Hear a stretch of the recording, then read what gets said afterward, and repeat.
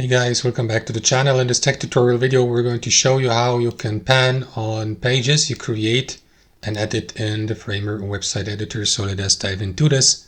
So let's navigate to workspace on Framer, select the given project, and then let me go with this example website project here.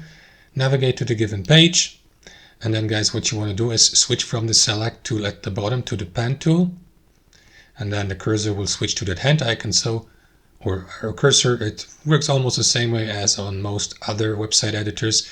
So left click into your canvas, hold your left mouse and move your mouse to pan. You may also use, for example, the space button on your keyboard.